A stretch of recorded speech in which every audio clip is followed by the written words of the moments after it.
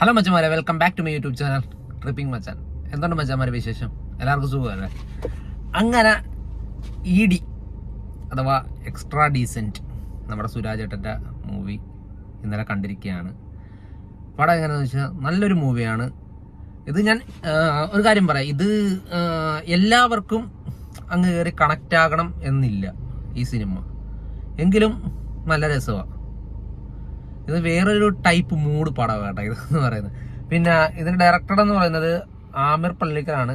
പിന്നെ പ്രൊഡ്യൂസർ സുരാജ് ഏട്ടനും പിന്നെ ലിസ്റ്റിൻ സ്റ്റീഫനുമാണ്. ഇതിന്റെ കഥ എഴുതിയിരിക്കുന്നത് ആഷിഫ് കക്കോടി.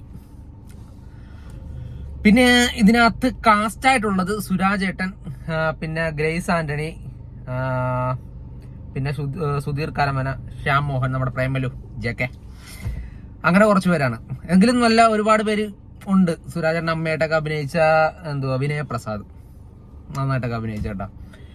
ഇതെന്ന് പറയുന്നത് ഞാൻ പറഞ്ഞില്ലേ, ഇത് എല്ലാവർക്കും കയറി കണക്ട് ആകുന്ന ഒരു മൂവി അല്ല.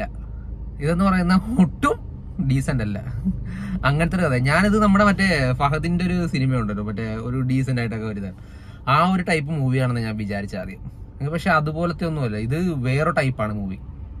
ഇതിന്റെ കഥ പറയുകയാണെങ്കിലും എല്ലാം വേറെ ടൈപ്പാണ്. അതായത് പേരൻസിൽ നിന്നുണ്ടാകുന്ന കുറച്ച് പ്രശ്നങ്ങളും പിന്നെ അതുമായിട്ട് റിലേറ്റ് ചെയ്യുന്ന കുറച്ച് കാര്യങ്ങളും അങ്ങനെയൊക്കെയാണ് പോകണം.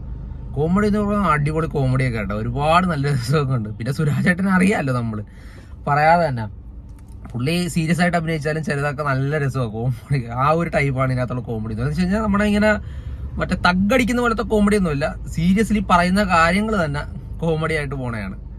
പിന്നെ എന്ത് പറയുന്ന മാതാപിതാക്കള്, പിള്ളേർ, ആ ഒരു സെറ്റപ്പിലുള്ള കഥകളാണ് ഇതിനകത്ത് മെയിനായിട്ട് പറഞ്ഞു വെക്കുന്നത്. എന്തായാലും നല്ലൊരു തിയേറ്ററിൽ എക്സ്പീരിയൻസ് ആണ്. പിന്നെ എല്ലാവരും തിയേറ്ററിൽ തന്നെ പോയി കാണുക.